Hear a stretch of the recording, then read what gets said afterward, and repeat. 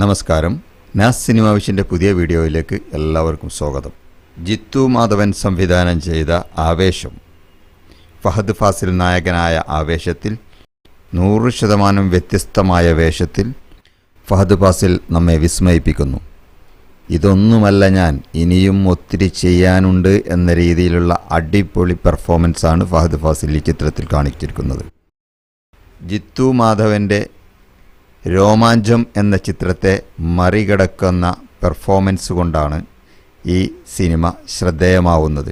സംവിധായകൻ എന്ന രീതിയിൽ ജിത്തു മാധവനും അഭിനേതാവ് എന്ന രീതിയിൽ ഫഹദ് ഫാസിലും അവരുടെ ഭാഗം പെർഫെക്റ്റായി ചെയ്തതിൻ്റെ റിസൾട്ടാണ് ഈ ചിത്രം കണ്ടിറങ്ങുന്ന നമുക്കുണ്ടാവുന്ന സംതൃപ്തി.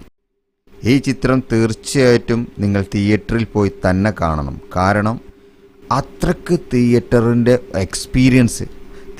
എക്സ്പീരിയൻസ് അടിപൊളിയാണ് ഈ സിനിമയ്ക്ക്. ഫഹദിൻ്റെ അതിഗംഭീരമായ പെർഫോമൻസും അതുപോലെ തന്നെ അതിഗംഭീരമായിട്ടുള്ള ഫിലിം മേക്കിങ്ങുമാണ് ഈ സിനിമയ്ക്ക്.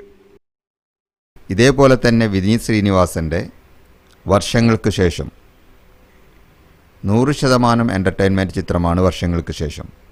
2 കാലഘട്ടത്തിൻ്റെ മേക്ക് ഓവർ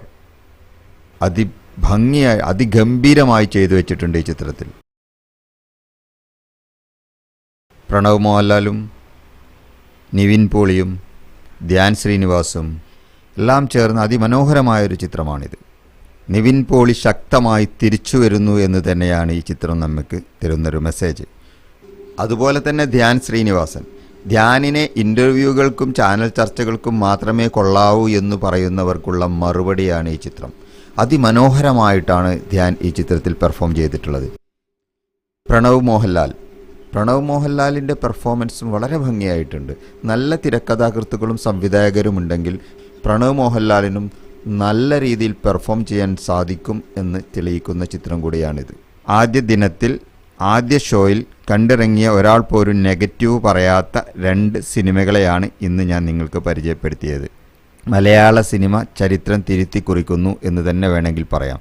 2024 100% ആദ്യ പകുതി മലയാള സിനിമയ്ക്ക് നല്ല കാലം പിറന്നു എന്ന് തന്നെ വേണമെങ്കിൽ നമുക്ക് അഭിപ്രായപ്പെടാം. തീർച്ചയായും എല്ലാവരും തിയേറ്ററിൽ പോയി ഈ സിനിമ കാണുക. OTT റിലീസിന് വേണ്ടി കാത്തിരിക്കരുത്. അത്രയ്ക്കും വൈബുള്ള 2 സിനിമകളാണ് ഈ പറഞ്ഞ 2 സിനിമകളും. ഓക്കെ, ആരും ചാനൽ സബ്സ്ക്രൈബ് ചെയ്യാൻ മറക്കല്ലേ, ലൈക്ക് ചെയ്യാൻ മറക്കല്ലേ, കമൻറ്റ് ചെയ്യാൻ മറക്കല്ലേ. അടുത്ത സിനിമാ വിശേഷങ്ങളുമായി വീണ്ടും കാണും വരേക്കും നന്ദി, നമസ്കാരം, ജയ് ഹിന്ദ്.